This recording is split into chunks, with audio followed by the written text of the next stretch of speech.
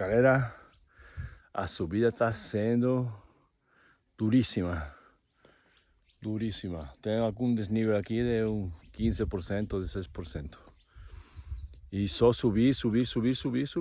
Pronto, a gente já está perto das antenas, que é lá em cima. Mas essa é a parte que ainda não dá o sol. Porque o sol está saindo do outro lado da montanha.